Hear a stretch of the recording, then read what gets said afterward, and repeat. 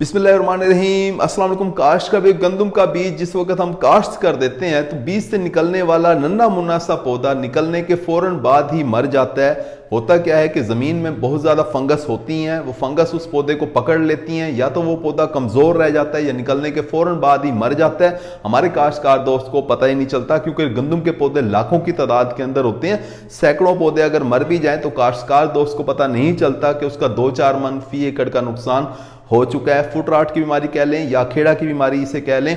इसी तरह से बाद औकात गंदम के पौधे जब सिट्टे निकालते हैं तो काले रंग के सिट्टे निकालते हैं, राख की तरह के सिट्टे होते हैं, यानी कि कांग्यारी की बीमारी बाज खेतों के अंदर नजर आ रही होती है। उस वक्त भी हमारा काश्तकार कुछ भी नहीं कर सकता, उन सिट्टों को दोबारा से ठीक नहीं कर सकता। इसी तरह से बाद औकात खेतों के अंदर जो सिट्टे निकल रहे होते हैं उनके ऊपर जामनी रंग आपको नजर आ रहा होता है, घुंडियां आपको जामनी से रंग की नजर आ रही होती हैं, यानी कि स्टेगोनोस्पोरा ग्लियूम ब्लॉच की बीमारी आपके खेतों के अंदर हमला हो चुका है। इस बीमारी का बास खेतों के अंदर ये बीमारी नजर आती है, उस वक्त भी हमारा काश्तकार कुछ भी नहीं कर सकता इस बीमारी का।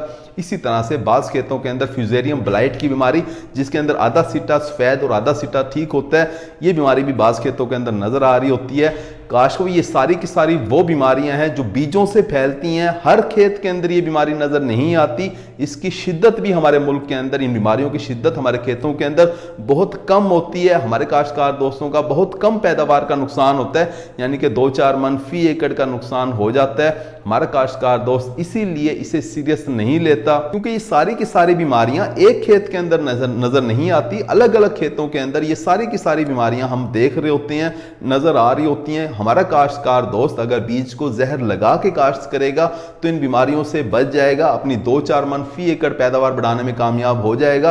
अगर आप 70 मन फी एकड़ पैदावार लेने का टारगेट रखते हैं तो आपको चाहिए कि आप बीज को जहर लगा के काश्त करें।